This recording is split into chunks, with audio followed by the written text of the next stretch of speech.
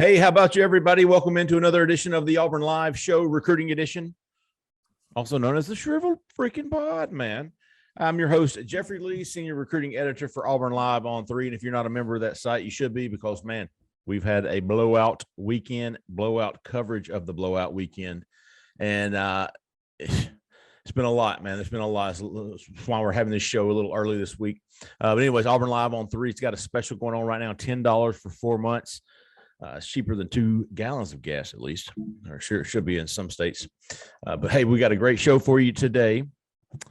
Auburn is wrapping up a huge recruiting weekend. Had a big junior day on Saturday, and I've got two of the most knowledgeable guys here to talk with me. First off, we got Cole Pinkston, our recruiting analyst at Auburn Live on 3. Cole, how the hell are you? I'm good. All right. I'm good. I don't care where you are this week. Okay. Surviving, huh? Hey, same place, not moving. In front of your permanent green screen. That's it. Still haven't taken the stuff off the wall, but yeah. It's all right. It looks good. It looks good. Is the backpack, is that decor? So, yeah, so it's like a safari theme, I guess you would say. Okay. Totally, my design. I did all this. My wife had nothing to do with it. That's not true. She did. Right. Sure. Yeah. I mean, it's got Cole written all over it. Yeah, no doubt. And joining us again this week is message board insider. Whoa.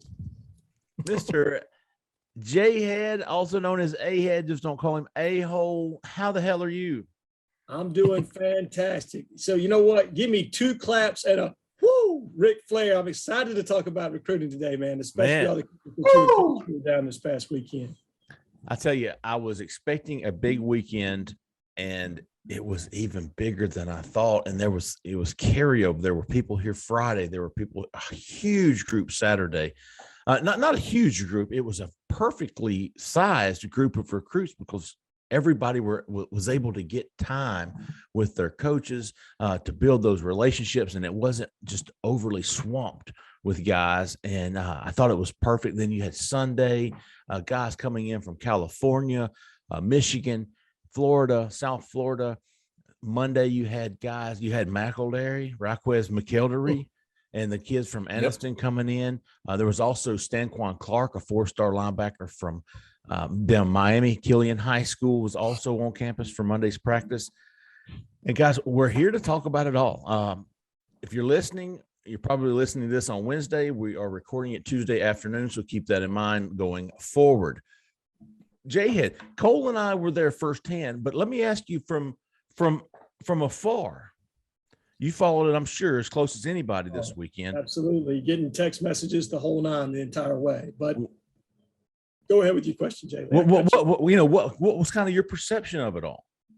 I thought it was fantastic. I thought it was a large enough crowd with impact players in it, and yet a small enough crowd for those guys to get personal one-on-one attention, to get that detail-oriented approach from the coaches so that there's some intimacy to it, right? Right. You know what I mean? Because this was centered on relationship building, and that's what the staff needs more than anything is time for relationship building with their top targets.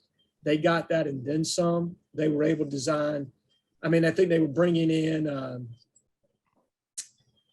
Twitter superstars, you know what I mean? Or right. Other people kind of liven up the influencers, social media influencers to liven up the practice. You had the various. The gritty guy. Yeah, man. I thought that was a nice touch. For people that are 18, not for me, but for people that are 18, it was a really nice touch. Yeah. But just the kids getting to sit in position meeting groups, the detail that they got. I mean, I saw some comments from Chris Vizina. I saw some comments from multiple linebacker targets, defensive linemen, other guys that got an opportunity to meet with these new coaches that just were blown away. Yeah, absolutely blown away by the attention to detail and how each visit was kind of personally tailored to that person. So just, I think from where I sit, from the information that I got on the weekend, it was just really a big success. And now the question moving forward is, can you get these guys back? Because how Auburn's going to recruit is they need to get these guys on campus 2, 3, 4 times to continue with that relationship. We're not Alabama or Georgia right now where we can just pick and choose who we want. We need to relationship build, show these guys how we project moving forward, and then just, let the chips fall where they may. But getting these guys back on campus after an influential weekend like that will be a continuation, and I think will lead to good things. Absolutely. It was the first step, in my opinion, of this new year for Harsin, his second year at Auburn, his first full class of being able to have guys on campus, non-pandemic. And I tell you, man, beginning Friday with Jeremiah Cobb, the four-star running back, arguably Auburn's top running back on the board, coming in Friday till Saturday with the big group, and we'll go over some guys. And then Sunday, you had, was that Carmelo English? Was that, or did he come in? No, yeah, it was Sunday. So Sunday, you get Carmelo English, the four-star wide receiver, arguably the top wide receiver on the board, right? Getting back in the game. And I had a chance to speak with him after he left, and Ike Hilliard, he spent a lot of time with him. They're forming that bond. That was the first time they had met in person, but getting him back on campus basically gave Auburn a chance. I mean, Auburn really didn't have a chance before Sunday. And then Monday, you had McElderry coming down with all those youngsters, the underclassmen at Anniston, which is a stacked team, and Raekwon Clark. There was just so many good recruits on campus the past 4 days, and no, there wasn't any commitment. There wasn't a commitment out of the weekend. But as I told somebody, the commitments, the days of leaving a visit and saying, "Hey, man, I just committed," those days are over, man. These guys want their graphics, they want their presentations or whatever. I'm not saying any of those are forthcoming, but the days of expecting commitment on Saturday afternoon after a great day of visits is just not going to happen anymore. So, Cole, what did you think about Saturday? Jeremiah Cobb was Friday. We talked to him, had a great visit. Listen, if you don't like Sunshine Pumping, you might want to turn it off. Because this show, I'm serious. There's really nothing negative coming out of this weekend. Dang. I hope we can get to all of the sunshine, right? All the rays. We just lost half our viewers. Jay. Yeah, right. Yeah. Dang it. So long, the Eeyores don't know what to do. Kimo Sabi has left the chat. But Jeremiah Cobb, number one running, I'm guessing, arguably number one running back on the board, and Auburn wants to. Yeah. But he had a great visit. I dare to say, Auburn's probably the team to beat. I think so. I do. I think I said, didn't we talk about guys that we thought were possible commit guys down the road? Yeah. Yeah. To me, he's in that list. He's got to be, so after that visit, I think it's even stronger. It's he's going to see some other places. I don't think he's in a big hurry, but I don't think he's a flashy kind of guy either. And I think Auburn seems to fit what he wants to do. So we're going to be hearing this a lot during the show, but if signing day were next week, which we all know it's not, it's freaking March, man. There's, still 8-9 months before signing day before these kids can sign. Yeah. But to kind of give the listeners ideas of kind of where we think Auburn stands after this weekend with these kids, I would put Jeremiah Cobb on the board for next week. For next week's signing day, I would put him on the board. And again, this is going to be a reoccurring theme throughout the show. All right, so then we moved to Saturday, and I think there was about 20. I never really sat down and counted them all up. There was around 20, but man, the offensive linemen that were there, all the 4-stars, and I thought the biggest two coming in, besides Vizina, the 4-star quarterback, top 5 quarterback in the country, was Quay Russaw. I go Russaw. It's probably wrong. Russaw looks better to me. Whatever, that dude. and James Smith, both 5-star guys. It depends on which rankings you go to. One of the two is the number 1 player in the state of Alabama. Yeah. So easily the top 2 players in the state of Alabama, and they were on campus. And Cole, we were there. We got to see them when they left, and these dudes thoroughly enjoyed it. They really did. The one thing I wanted to address is I think there was even a thread on this on our boards about, does what a recruit say really mean anything after a visit? My answer to that is probably not always 100%, but most of the time it does. And here's what I can tell from this weekend. The 2 times I've talked to James Smith, 5-star guy from Montgomery, before this weekend, I'll just be honest, he ain't giving me much. Okay. He said, yeah, it's cool. It's cool. I like it. Yeah, right. It's, that kind of thing. This weekend, he gave details. He went into detail about different things. He said, I think you got with him too, Jeffrey. I can't remember exactly what he said, but he gave us details and this happened and I really like this part and that kind of thing. Winning culture, the winning attitude. Him and Quay were going back and forth, joking with each other. It was a very good mood all throughout the day Saturday. And the first How About You, the show should go to Auburn's recruiting department, who have really picked it up, man. I mean, Darren Usher, Stephen Rusick, all those guys, Trevon Reed, Malcolm Askew were there, all the coaches. And there was such a different feel. And of course, keeping in mind, these guys have only been here through a pandemic, recruiting cycle. So it's really tough to say that, oh man, they've done a really 180. But the thing that I noticed the most about these guys was Monday, I went in for the assistant coach interviews. And during that time, Aniston was showing up, Raquez McElderry. There you go. Is that right? All right. Yeah. And listen, every one of those position coaches came down from their office and was greeting these guys at the front door. Yeah. I didn't see a top recruit leave throughout the weekend, all those 4 or 5 days, without a coach walking him out.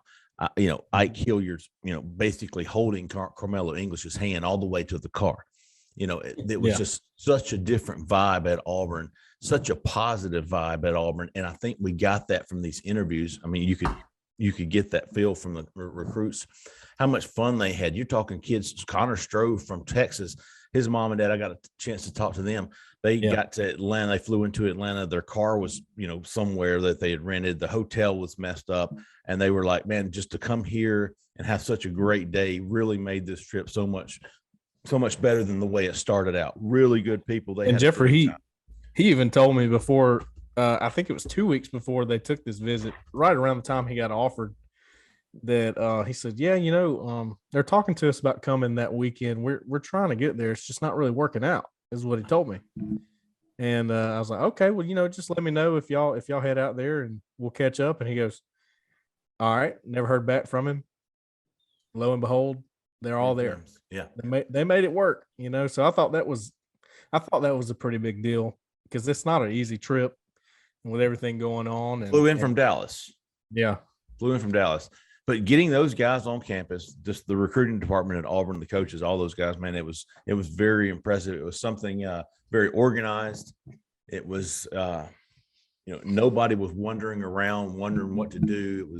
It was impressive, man. I was impressed with the job that Stephen Rusick, Darren Usher, all those guys in the recruiting department and gals did on Saturday. Jhead, you were a big fan of Rusick.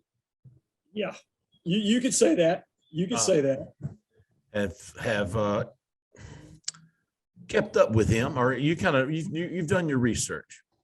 Done my research, tracked his career a little bit, and obviously anybody that comes to the Patrick Sutis tree, I'm going to follow because they've learned to do it right.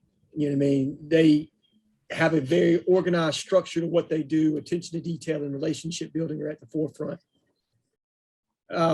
Can't say enough about how he's been able to augment some of, maybe the help that Darren Usher needed last year that he wasn't necessarily getting, and helping to formulate relationships with high school coaches and other 7-on-7 groups, other people, the influencers around these recruitments. Rusick already knows all these people. So now he's kind of a connector of sorts for maybe missing gaps that maybe we had last year on the communication piece of it. Right. Big communication. Yeah. But back to kind of what you and Cole were saying, I found it interesting. The person that asked the question, does it matter what a recruit says? Well, not only does it matter what they say, and you guys have touched on that, but how they say it. That's it. How they say it is so important. And you could feel the enthusiasm from a lot of these kids coming through the words that you guys put in text. You know what I mean? Right on. I haven't heard as much, I've been trying to kind of dabble behind the scene a little bit. I think James Smith had a great time, but I think this is just kind of an opening for him now. Sure. Like we're just really kind of getting into this recruitment. I think we're in it with Quay Russaw. I mean, I think we're legitimately in it. That's everything that my intel tells me. I said it on the last show. I feel even more strong in that this show after kind of some of the feedback that I've got. How he's bonded with Zach Etheridge, the design of the defense, the need there. He sees the ability to get on the field early. Derek Hall taking time out of his day to go up to the kid and talk to him and tell him about the importance of the position. I mean, there were just so many different things that were breaking in our favor on that visit. And he is probably, athletically speaking, the most gifted edge player in the entire Southeast. I mean, when you put his highlight tape on, it is just absolutely freak show quality. Yeah, so that's a kid. I mean, if you want an impact player on campus for your most pivotal weekend, that was one to have. And you hit it out of the park with him. And don't forget, Jhead, who they had with them. Russaw and Smith. Yeah, yes, Marlon Davidson, yeah. And you can't have a better person to sell Auburn than Marlon Davidson. His brother lived it in Kenny Carter. He's lived it, gone on to the NFL, and it's just the image of what we want to sell at Auburn, the quality young man that he is, specifically with everything that happened with his mother, dealing with that, getting his degree, representing in the league. You know what I mean? It just speaks volume that a guy like that is willing to spend his time mentoring young kids from that same Montgomery area and bring them to a place that he likes to call home. So, I mean, you're right. And he's got a relationship with him. So that's an influence. And with Jeremiah Cobb, you know what I found impressive? That kid didn't want to miss out on the weekend. He knew he couldn't come on Saturday because he had prom, but said, you know what? I'm getting out of town on Friday afternoon. I'm coming up here. I'm meeting with Cadillac because I promised him I'll be here. Came anyway, and Cadillac and everybody else in the building knocked it out of the park. Absolutely. I think Tennessee's probably the big competition there with him. And they're going to be tough. Obviously, Tennessee's on the rise a little bit, but sure. I'm with you, Cole. I think, he's a Montgomery kid. He's top of our board. We got to get him. No excuses. You got to land that one. Yeah. Real quick on James Smith. Last week, Cole, we had recapped on Cole had put James Smith on his potential. Yes. And I said, get me off of that, dude. No, that's a sinking ship. I said, you want to bring that up? You want to bring that up now? Huh? Okay. I'm saying I'm wrong. I'm saying I was wrong. I was like, get me off of that sinking ship, dude. Because Jhead was putting me in there with you. I was like, hell no, I didn't say that. So, but I will say this: scoot over, Cole. Let me get in that boat with you. I mean, and again, just like Jhead said, dude. At no point do I think Auburn leads for James Smith. No. I think Auburn went from 5 to maybe 20. Right. And 20 being they're going to get one of the 5 official visits. Yeah. Which is huge. You got to remember these cats weren't coming. They were going to Miami. They were going to Georgia. Things came up and they said, we're not going to, no, we're going to Auburn. I thought that was big. We found that out Friday afternoon. I was taking Brooks to his mama's and I found that out that they were coming in. I thought that was huge, man. And then to kind of go down the list. So you had probably the number one defensive tackle in James Smith. You had the number one edge in Quay Russaw. You had several. You had the number one running back. You had the number one quarterback, Chris Vizina. You had Jeremiah Cobb. You had several top offensive linemen. I don't know that there's a belt to give one of them to say you're the top dude. But several, including Clay Whedon, Stanton Rammel, Bo Hughley was there. The Georgia commitment. What's up, big dog? All right, Brooks just came home. Connor Stroh was there from Texas. Connor Lew was there from Georgia, and then it's not Jeffrard, believe it or not. Jeffrard. It's Jeffrard. Jeffrard. Put the emphasis on the wrong syllable.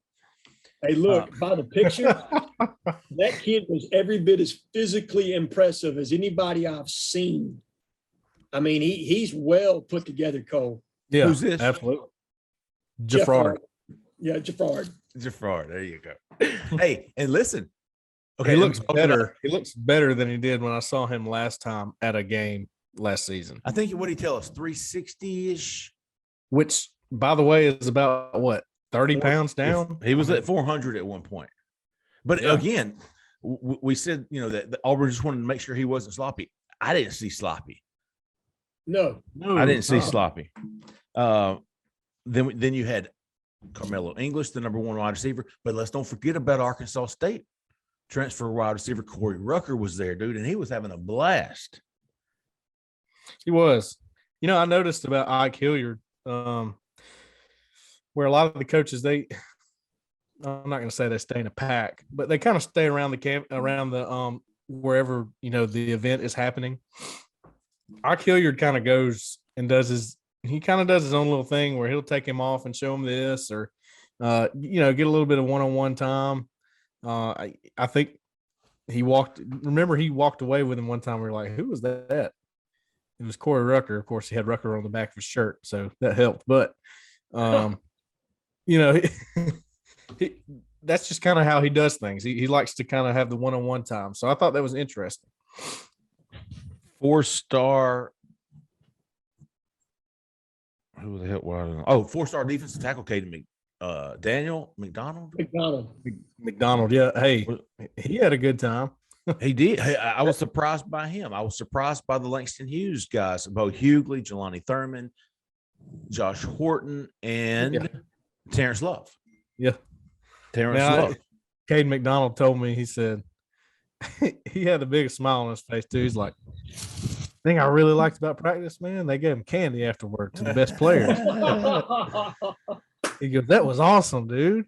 Spoken like a true big dog. Oh, Marcellus Pulliam. Hey, good looking prospect there too.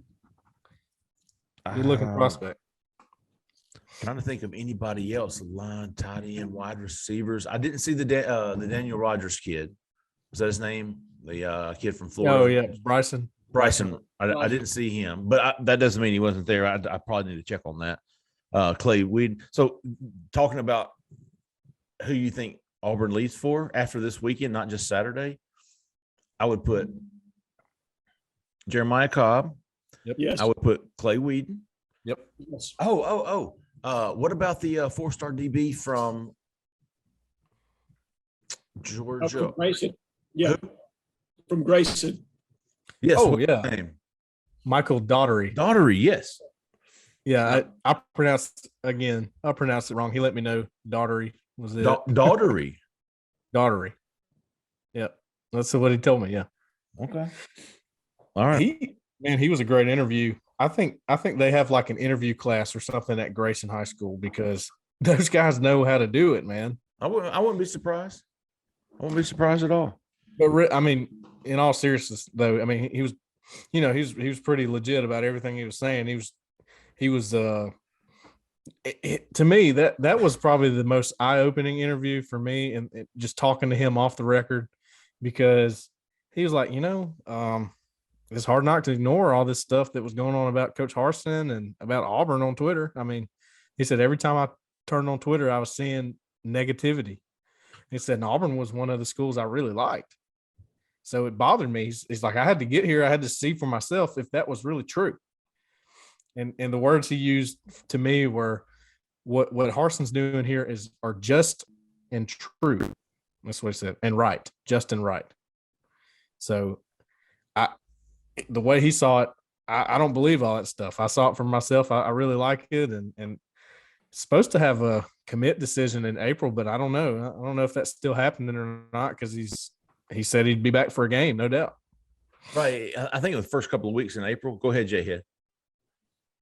No, great. Some really great quotes from Cole Story on that with that kid. Everything you hear when you kind of try to ask around is just great young man, good family, very good free safety prospect. Probably, could be a 1 high and a cover 3.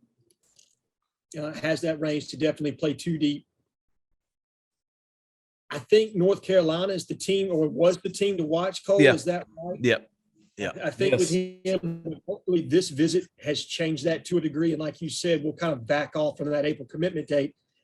But and we kind of get a better feel. Jhead, you do know who was at North Carolina when they were the leader, right? Oh, yeah. Steven Ruzick. Yeah. He said I think he's having an impact in that recruitment at Auburn. And I think he had an impact of that recruitment when he was at North Carolina too. 100%. So that move is interesting, to say the least. And to me, you hear his name a lot right now, specifically, I think, with Jaffard. Is that how you say it? Yeah, Jaffard. Yeah, Jaffard and Doherty. Those are just two of the most recent, but you've heard Ruzic's name mentioned by a lot of different guys where he's kind of taken as the lead recruiter and communicator with these guys before the position coaches get involved. I mean, you see him functioning in that connector piece a lot, specifically with kids from Georgia, because he's tapping into his dad's high school network and some of those other coaching relationships that he's cultivated over the years. But that's, to me, that shows the growth and maturity. I'm not going to say mature this week, but maturity. That's very mature of you. Yeah, very mature. I had some speech lessons this week, but the maturity of our coaches, and specifically Brian Harsin, to go out and hire a guy that has those relationships, that can put them in contact with the people that they need to talk to get to the prospects they want to talk to. I think that was an issue last year. Part of that was COVID and not being able to see kids face to face until June. Part of that was just not knowing the landscape. Yeah. You know, what? Then coaches Finish up, Jhead. Keep talking. Coaches that you have on your staff that do know the landscape. Well, recruiting is only so much of what they can do in a day. That's not their designated only job. Their job is also to, whether if you're Mike Bobo, you're also the offensive coordinator. So you're developing strategy, install, everything else as far as that's concerned. You know, if it was Will Friend, you're concentrated on offensive line. You don't have time to call every high school coach in the state of Mississippi. Joe When Bernardi. you have dedicated guys in the recruiting department that know the landscape, and that's all they do all day long, that's pivotal, man. I mean, it just, I think it's setting us up for a much better finish this year, depending on how things play out on the field, because I think relationship building and how the season plays out will drive how our recruiting goes this year. So last class you had the disconnect with the pandemic and whatnot, and so you had that the relationship excuse, right? And I'm not saying it was an excuse; it was a damn reason, right? I mean, it was a legit reason, right? I think now it lays.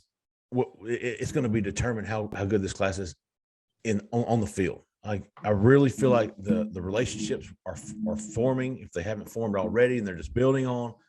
Now you have a successful season, whatever that might be, making some noise.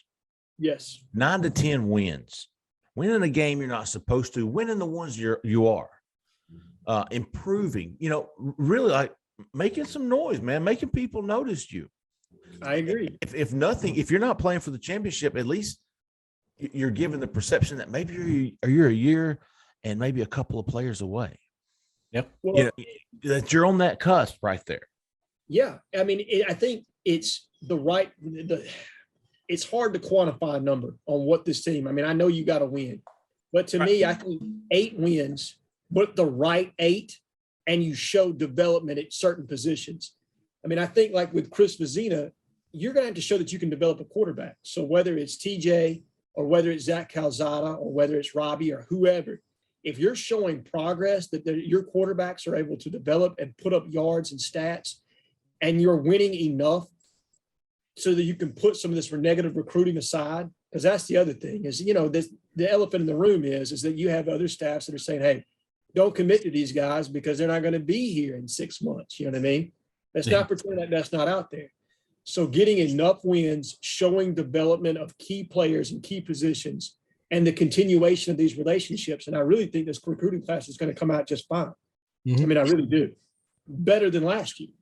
Oh, Reuben Bain, I forgot he was on campus as well. Ooh. I would say Quay Russaw, Reuben Bain, the top 2 edge guys. Yep. And then I was doing the offensive lineman that we saw or talked to since Saturday.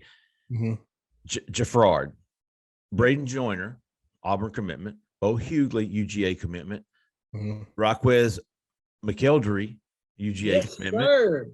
Excuse me, Clay Whedon, Stanton Rimmel, Ian Jaffard. Did I already say him? Connor Stroh, Connor Liu. At least 9. And I think DJ Chester was also He was here Monday. He was here Monday. Yeah. That's the name. That's the name to remember, by the way. Definitely. Okay. Tell me about DJ Chester, man, because when I heard he was here yesterday, I looked him up. Didn't really know much about him. That was actually the first I'd heard about him. Okay, so Yep. Zachariah Owens. Zach. This is his teammate at So Eagles. Zach didn't come. DJ, Eagles Landing. Yes, Eagles Landing. Yeah, DJ just got the offer. I think it was at the end of February, maybe. I was going to say 3 weeks back. Cole sounds right. Yeah. So DJ Chester. he doesn't. I guess you would say he's not getting as much press as Zachariah Owens right now. Maybe just because Zachariah Owens took a lot of visits last year and made himself well known. Right. Yeah. But this guy's every bit as good to me. I mean, watching the film, and Do you see him as an interior or do you see him as a tackle, Cole? I think he's interior. I think he's probably interior, but he's not designated to that in his entire career. Does that make sense? Sure. I think a lot of guys, if you have the right depth, you can start a lot of guys on the interior and then work them into a tackle role just because it's easier to do that. It's a little bit harder to learn the tackle position. To me, he's one of those guys that could eventually, he's got enough athleticism, I think, is what I'm saying. Okay. But it may take time just because he's such a mauler right now. Getting his balance right and getting his pass set right, that kind of thing, Well, we can use a mauler on the interior, don't you think? Look, you don't turn maulers away. I mean, no. You take those guys. I completely agree. So that's 10 offensive linemen in 3 days on campus. At probably your biggest position of need beyond edge. I think edge is obviously the one that needs the most attention right now. Yes. But other than that, offensive line rolling into this 2023 cycle, got to hit a home run. Got to. And lots of them. I mean, the bases need to be full when you hit that home run. I mean, I don't see a way that of the 10 guys you just named, Jeffrey, they're going to get a few of those guys. They got to. I would say 2 to 3 at least, right? Yeah. I mean, two to 3 of those 10. Let's throw Braden off because they've already got him. But I think if you put Chester on there, I think he is 9 or 10. Either way, you miss 80% of those, and you still got some damn ballers, man. Right. And I realized, I mean, you talked to Stanton Ramil, whatever. I got to figure that one out too. It's Ramil. Is it? Yeah. That's what I said first time, I think. I talked to his dad. Yeah. His dad played at Bama. His grandfather on his mother's side played at Auburn. I think that's what he told me. And they're originally from New York. Is that right? Yes. Binghamton. Yeah. I don't know how in the hell I just remembered upstate. that. Yeah, man. Upstate New York is just like Alabama. Yeah. So, man, I tell you, just the names, the quality of recruits, the attitudes and body language that these recruits had when they left, getting Carmelo English on campus, getting James Smith, Russaw on campus, getting all those offensive linemen on campus, getting the quarterback on campus, getting the running back on campus, getting more wide receiver, getting the transfer wide receiver on campus. And let's hit on let me finish my thought. It was very, very impressive. And the way that it was organized, even the visits on Friday, Sunday, Monday, it was very impressive for me. I guess for somebody who's seen this for the past 20 years, it was refreshing because I hadn't seen it in a while. So I can't speak on the last 20 years, but I can say just from last year with the same staff, just the main thing I would say is it just seems so much more loose. I mean, it didn't seem so uptight. It's just like they let loose a little bit, which is, and I wouldn't say that their effort got better in recruiting. I think it's just that they're looser about it. Right. I mean, the kids can sense that, I mean, it's a big deal. It was fun. And Jhead, I think we've talked about this before, but with the coaching turnover, the assistant coaches, man, when it comes to recruiting and personalities and stuff, man, it's hard for me not to make an argument that there weren't a lot of upgrades. I agree. And I'm not taking a shot at anybody personally, man. That's just how some folks are. But Rock Bell and Tony, And I don't know Bert. I didn't know Bert Watts. He was across the street, but I never really knew him personally. But Sure. man, Rock Bellantoni is a very personable guy, and Yes. and Reuben Bain talks about how his brother told him all about Rock Bellantoni, and everything he sees from him is exactly what his brother told him. He is a very fun guy to talk to. We got to talk to Ike Hilliard Monday in the interviews, and he is, and then see him a little bit with the receivers and just interacting with these guys. Seeing the coaches interact with these recruits, and we were on the outside. I mean, we're out in the parking lot, so it's not like we were in there. So I don't want anybody to think we were like, peeking over the fence or anything. But when you seeing these people leave and stuff, and you get to see a little bit of interaction, and it's a different feel. It's a different feel, man. And the communication between these coaches. I know one guy told me that Auburn, they want to be the most communicative coaching staff, and they want to communicate more with these recruits than anybody else. Yeah. Like that's their goal. They want to treat these guys first class. They want, when these top guys show up, they want the coaches at the front door greeting them. Which I think is a great personal touch. And it also was smart the way they formatted it with limiting it to 20 to 25 guys, because then you can give them that personal attention. And Jeffrey, you've seen it. I've read about it. Cole, you've probably experienced it to a degree. When you've had these junior days in the past, I mean, think about the Chiswick years. God, man, they bring in 60 kids in one day. 60, 70, 80 kids. You can't talk to every one of them. And the coaches didn't. They're just around touring the facilities and everything else. These were personally crafted visits where they got one-on-one time with each kid to develop that relationship and overcome some of those stigmas that you already talked about that are out there, that negative attention, that negative recruiting that's out there. They showed them how they coach. They showed them the relationships with their own players. They showed them how they're going to give them personal attention when they're here on campus and what that means to them. I mean, I just think it was a home run all the way around, the way they designed it, the kids they invited, and then the outcome from it. It was just, I know I'm pumping a lot of sunshine right here. Like Pump it, baby. Hey, that 2 claps and a Ric Flair, that had me excited coming out of this weekend with what we were able to do. And then this is not the end of it. I mean, you still got Keldrick Falk coming to campus. You got multiple other kids that are coming to campus on different dates. A day, I assure you, you're going to have even more kids there then. So Jaden Osbury, yes, Will Norman, IMG 4-star defensive tackles, both coming in early April. You've got I heard said Jaden, but Dakari Nelson, Sylvester Smith, some of these in-state guys that didn't come. Ethan Nation, AJ Harris.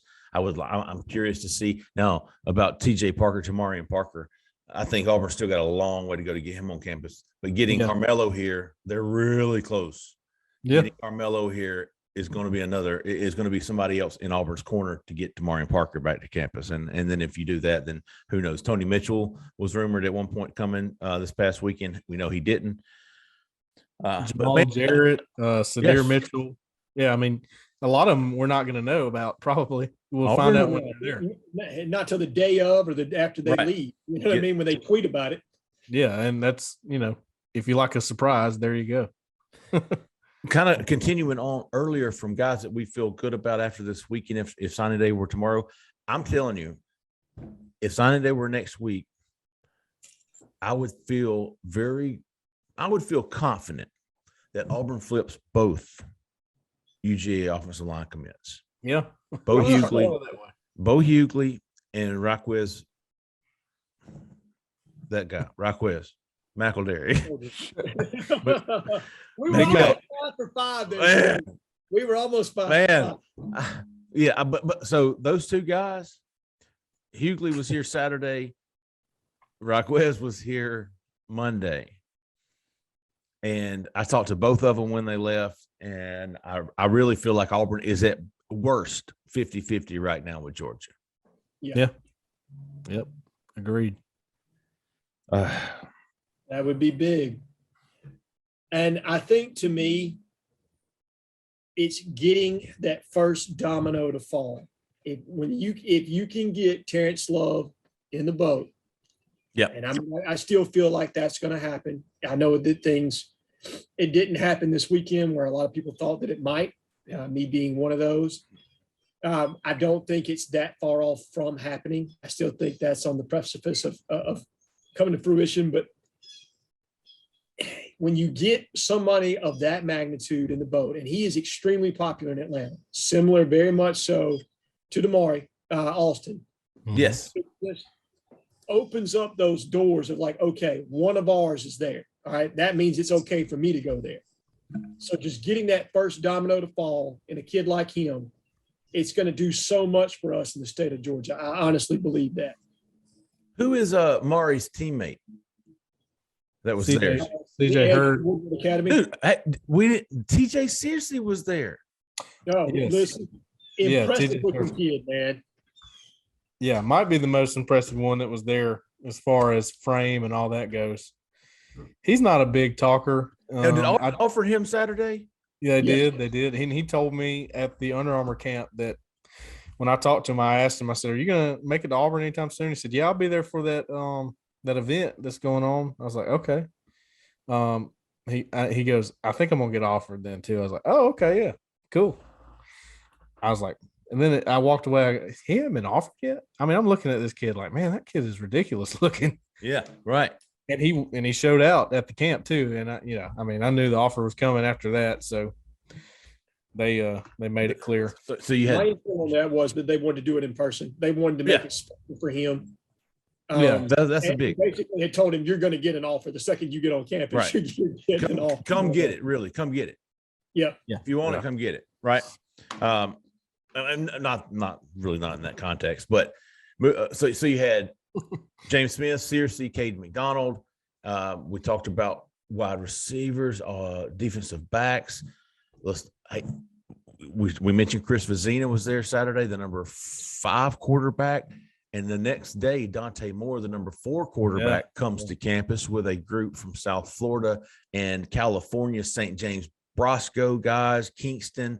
I forgot his name, but they were top 30 players in the 2024 class. Now, I don't think Auburn has much of a chance, if anything, but getting those guys, that big group of kids with a bunch of underclassmen on campus is huge. And that's Rock Bell and Tony's presence down there in South Florida.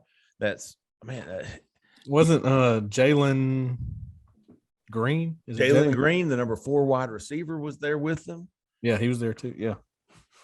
Man. Just part of it. Look, these bus tours by these 7-on-7 groups and high school teams and everything else, that's part of it now. But if you're not on their list, right, then you don't have a shot. You know what I mean? Like, I'm not in any way, shape, form, or fashion saying that we're now in the race with Dante Moore. Okay. Right. I'm not doing that.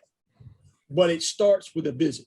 Okay. And if he comes back, well, all right, maybe you've got something, but you got to get those kids on campus to start with, because in Auburn's position right now, coming off a 6-7 season, it's just, we're scratching and clawing to get in the door. But once you get in the door, that's where those relationships can really start to impact things. So like you said, the underclassmen, it's even more important that they're here than some of these other kids that showed up on campus that maybe we got a shot with, maybe we don't, but it's formulating those relationships for the future.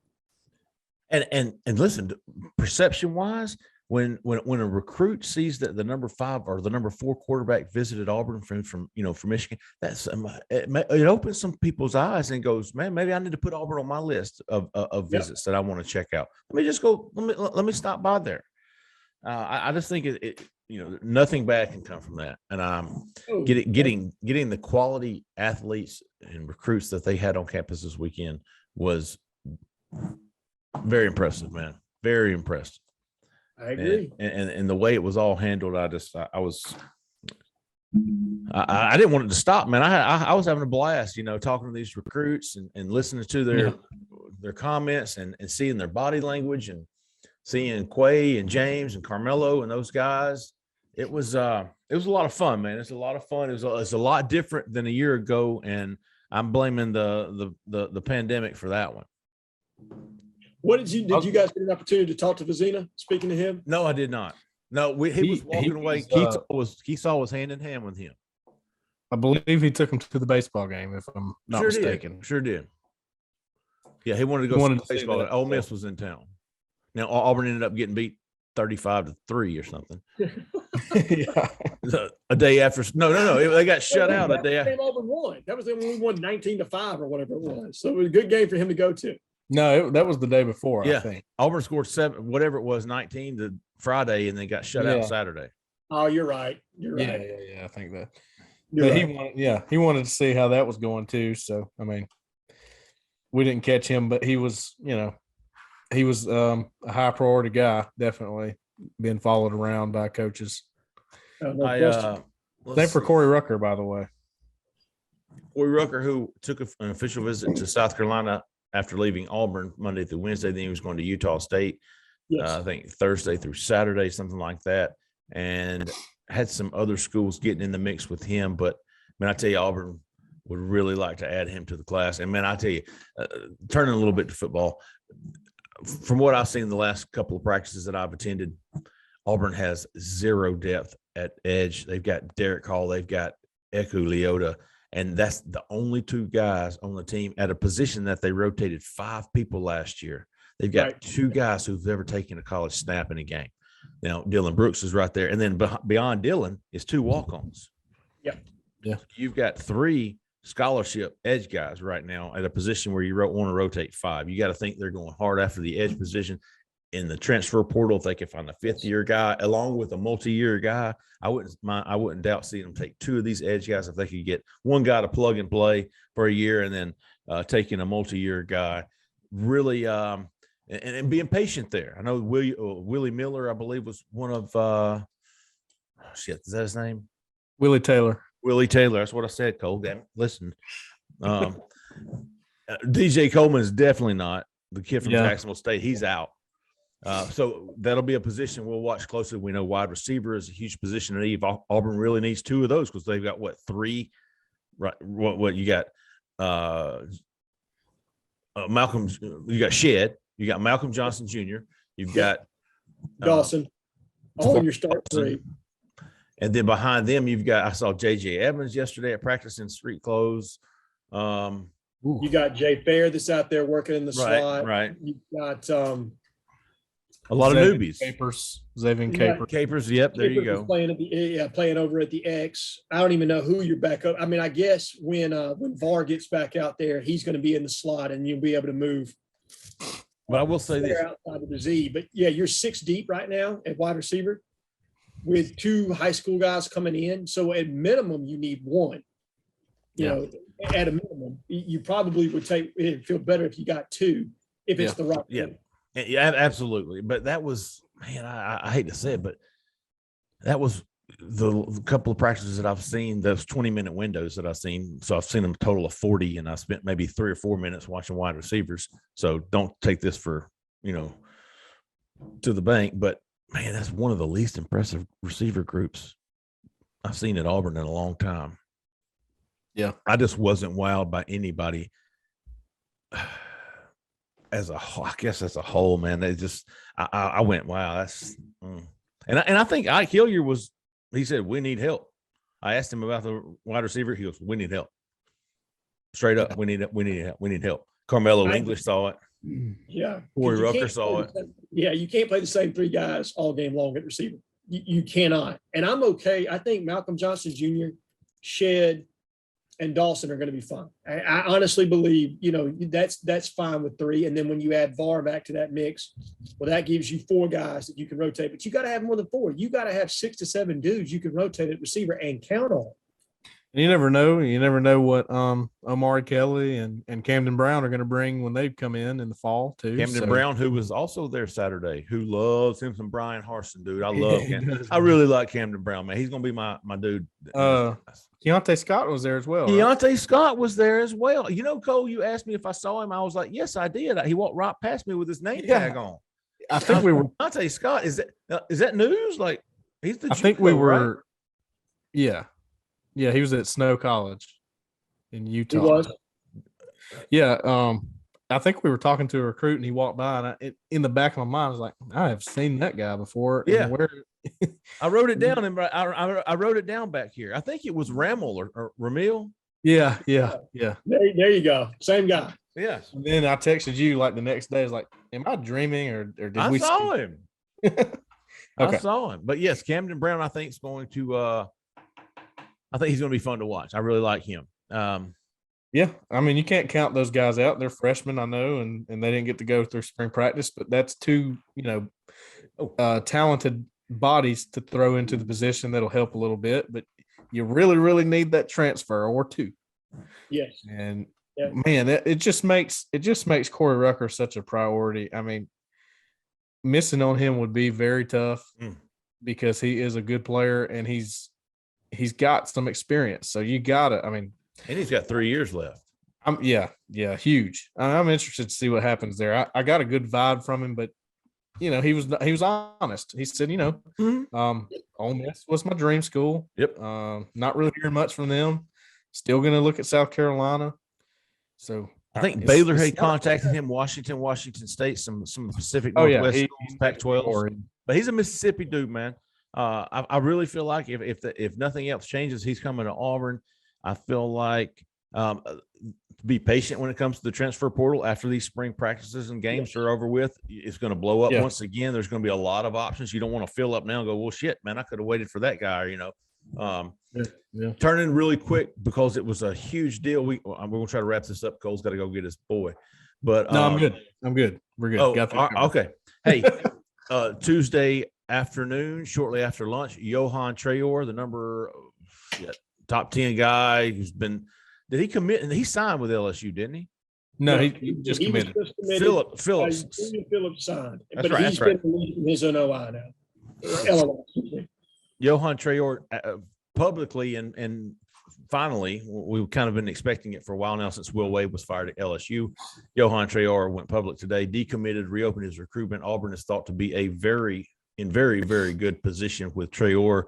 I know that Wes Flanagan has been recruiting this kid for a long time, has a great relationship with him. That he's been watching Auburn. He's been watching Jabari Smith and how he's utilized in Bruce Pearl's system. Really likes everything that's happened. I really feel like, Trayor chose to visit LSU over Auburn, and that was ultimately where he ended up signing. I feel like if he'd come to Auburn, I think things could have been different. But April 13th is the regular basketball signing period, so it's not far. I mean, we're talking, 3 weeks from now? I think it's 3 weeks from today. Yes. Y'all are 3 weeks from today. So if something's going to happen soon, man, and I feel like the last time I checked on it, Auburn felt like they were in a really good spot with him. And so that's definitely something to keep an eye on. I know Auburn's also talking to the LSU signee, Julian Phillips and Marvel Jones. Is it Marvel or Marvel? I don't know exactly. Marvel Adams. Adams, not Jones. Yeah. So all three of those, LSU's recruiting class which was surprisingly, imagine that. It was an awesome class, right? And now all three of those guys have bolted. I think there was actually four. But anyways, Auburn had contacted three of those guys. I think Trayor is probably the guy you should keep the most eye on. Most eye on. That doesn't sound right, does it? So, and then let's what you got, man? Wrap up, Cole. What's your final thoughts on this before we get to some how about yous? What did you want to do? The cornerback group? We'll see. When we started this, Cole had to go at 3:30, so I was going to cut that out. But if you're still good, Cole, I'm good. I got that covered. So all right, let's roll it out, Jhead. What you got? All right. So on our 5 to get to from the cornerback position. Now this may end up biting me, just like Trey Ford bit me with the linebacker group, because I spoke before we necessarily kind of started to get a feel for what C-Rob was looking at with his board. But I'm going to go with right now Ethan Nation, 4-star cornerback from Atlanta, number 1. I like it. This second one is going to be, I don't think it's where he is on Auburn's board, but I think he's the most likely to commit if we were to accept it today. I'm going to go with Avion Terrell, 4-star from Atlanta. I like it. Number 3, I'm going to go with Braxton Myers, 4-star from Texas. Number 4, I'm going to go with Kyan Lee, 4-star from Ellenwood, Georgia. Recent UGA decommit. I know that Zach is extremely high on him. There's been some back and forth now where Georgia feels a little bit more comfortable about potentially getting him back in the class. But you just don't see kids decommit and then recommit all that often. Typically, they decommit for a reason. So, and last but not least, I got a tie at 5, and I'm going to go with Avery Stewart, 4-star out of Montgomery, and Dale Miller, 3-star, originally out of Birmingham. I think he's now transferred down to IMG, if I remember correctly. Did he really? He was at Hoover. Yeah, he was at Hoover. I think he's now at IMG, Jeffrey. But those are Was that Dale Moore? 5 to 6. Dale Miller. Dale Miller, yeah. Oh, he's at IMG now? That's my understanding. I think he's down at IMG now. Interesting. Cole, are you prepared to give your 5? Oh shit, man! You make me look like full disclosure. I'm not prepared, so y'all give me your list, and I'll piggyback off of you. There you go. Yeah, I'm always prepared, Jeffrey. All right, Cole. I'm a little unprepared. Actually, I'm not as prepared as usual today, but I have some guys in mind. Okay. Did you start at 1 or 5, Jhead? I started at 1. Okay. Started at 1 with Ethan Nation. Number 1 for me is going to be Avion Terrell. Got it. If I'm not mistaken, his older brother, AJ Terrell, came down to Auburn and Clemson. Is that right? Mm-hmm. That's correct. Okay. I think this is one of those situations. I liken this to the Mark Anthony Richards situation. Okay. You remember his older brother, Amon Richards, actually went to Miami. It was between Auburn and Miami. He chose Miami, but he was really fond of Auburn. And his little brother, Mark Anthony Richards, was on all those trips with him when he went to Auburn and Miami. And then later on, younger brother chooses Auburn. I'm not saying it's going to work exactly like that, but that's how I'm comparing it to that right now because it feels similar and it could happen. I think Auburn made a big move with him when he visited. Oh, yeah. So he's number 1. Ethan Nation is number 2 from Roswell, Georgia. Number 3 is going to be Ryan Robinson. There you go. Yeah. From New Orleans. Is he from New Orleans? Edna Carr? Edna Carr.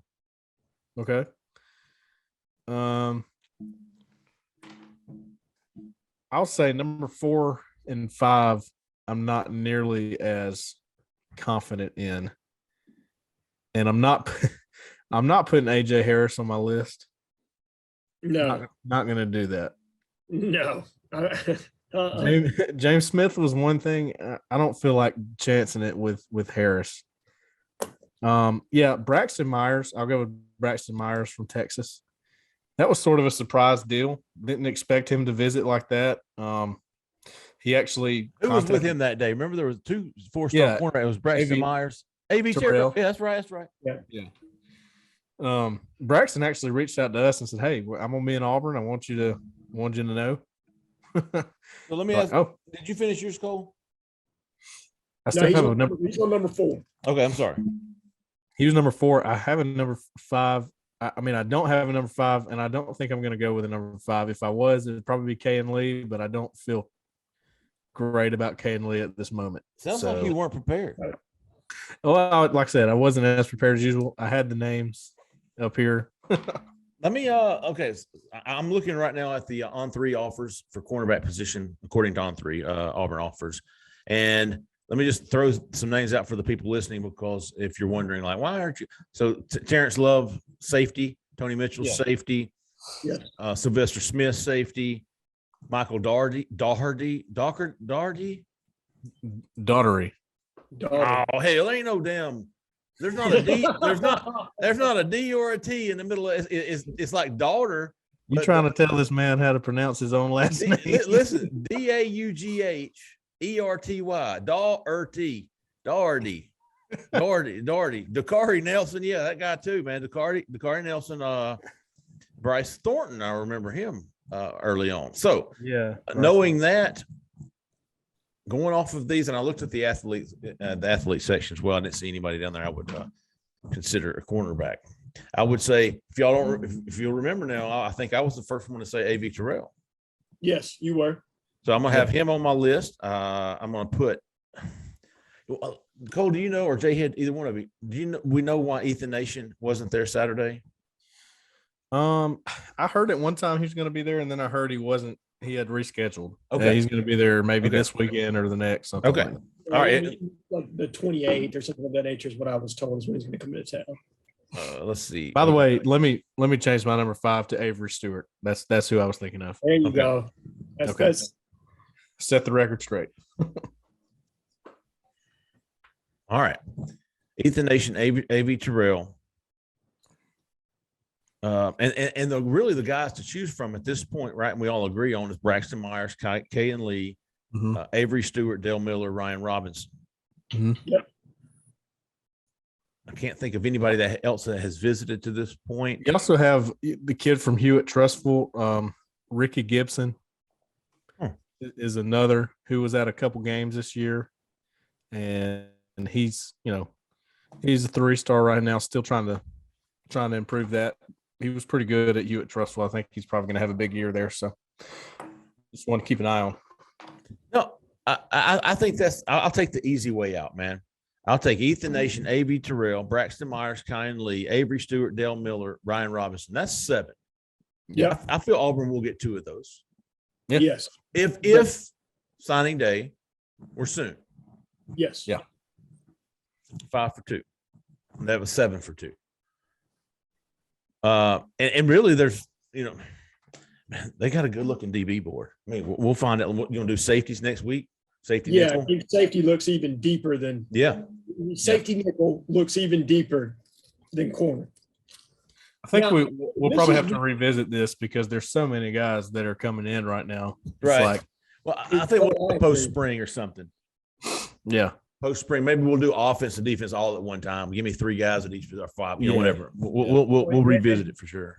I think post spring we'll also know better on our needs too. When you start to address through the transfer portal, then what we're looking at for the 23 class for kind of numbers by position, that's going to kind of start to settle itself out as we move towards the summer. So you'll get a better gauge overall on, how many, is it more than just 2? Are you looking at 3 cornerbacks? You're looking at 3 safeties. What are you looking at?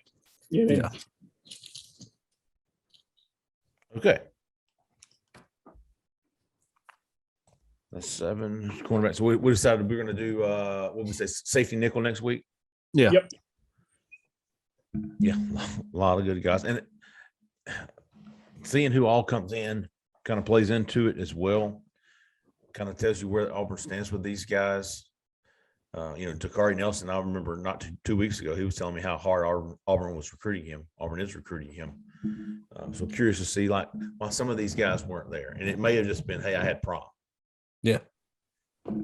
So, and that would go a long way where they stand on my list. As far as I know, they could have visited elsewhere, but I haven't seen that. Yeah, so. me neither.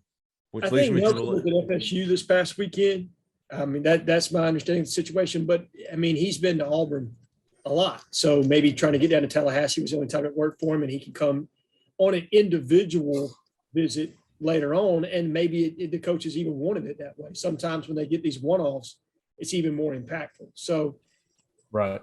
I trust the coaching staff on this one that they're able to get, as long as they get these kids on campus. It doesn't matter to me if they come for big visit weekends or if they come for one-offs for themselves. As long as they come and continue to come and revisit, that's what's important, the continuation of that relationship. Yeah. Very. What happened over there, Jhead? You at the drag strip? Hey, you know what, man? I'm not far from probably the Kinston racetrack. So the leprechaun down there in the tree. No. All right. Well, listen. Does anybody have any how about you this week? I do. Do you? I do. Bo Newton. I don't know if that's his real name or if that's just a combination of Bo Jackson and Cam Newton. No, it's Bo Nix. Yeah. But every single time, it doesn't matter if it's on Twitter or, he does it sometimes on the board, mostly on Twitter. When I put an article out, he gives me the goat emoji. And I thought for a while that he was doing that for the player I was talking about, but he's been doing that on everything. So, man, I appreciate that. I'm not the goat by any means, but thank you. You're encouraging your stalker. Yeah. I hear you. We all You need can more. How man. about you this week and watch them a little closer this week? See what happens. All right. I got a few, man. I got Oreo, AUREO, Yep. which is best cookies with milk. Yeah, there you go. Hey, so he was the one who showed me, or he was the one who was using the football and basketball emojis on the corner on the message board. Yeah. And I thought that blew my freaking mind, dude. I was like, I got to figure that out. And I've been using it ever since. It kind of lets you know, hey man, this is kind of sets it apart. I enjoyed it. I enjoy it. So big how about you to Oreo? At Sid, big how about you to at Sid? Big how about you the stats don't matter, man. Always. One of our more consistent and loyal posters, man. Big how about you to stats?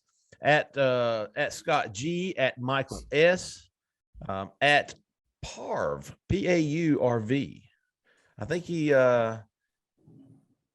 I don't know what he's meaning by that. I hope it's not Perv. Perv? Is that somebody's name? No, Purd. Purd. What show was that off of? Community. With no, I want Community. Shit. I forgot. It's not ringing any bells. Come on, man. It's a local government. I'm out. Ron Swanson. Oh, Parks and Rec. Parks and Rec, dude. Purd. You know Purd. Oh yeah. Okay. Yeah. Purd. I got you now. Hey, Colorado War Eagle, CO War Eagle, big how about you to him. He's always got answers for people that want to go to Yellowstone or out in Midwest somewhere, man. He's a great poster, great guy. And we had a newbie come on, popped his he popped his shell. Let's put it that way. And Jhead or JLED. I like it. So a lot of how about yous this week as well, man. You guys keep posting. We'll keep reading. We'll keep how about you and talking about you on the show, man. Make you a star. Make you a goat. There you go. And maybe we'll get some more listener questions next week. Couldn't get to them today, but maybe next week we can do that up so we can hear more feedback from you guys. All right. Next week, we got DB Nickel. We're going to put some questions out for the subscribers on the corner. Again, if you're not a member to Auburn Live on 3, man, right now is the time to do it. $10 for 4 months. Really can't beat it. It's kind of like a cute puppy, man. You just can't. So we'll leave it there. Final thoughts on this weekend, guys, on what we've seen. They're just loosening it up, man. It's starting to become more natural to the coaching staff and getting guys on campus. If you get them on campus, you got a shot always. There you go. Jhead. I think Cole encapsulated it perfectly. Get them back on campus, get them back on campus, get them back on campus. That's the key to this right now. Relationship, build your way out of it still. And as they are, we'll continue to bring you the coverage. Y'all stay tuned to Auburn Live on 3. We're going to be back next week for another episode of the Shrivel Pod. For Cole, for Jhead, I'm Jeffrey Lee, man. If you're not passing, stay out of the left lane. How about you?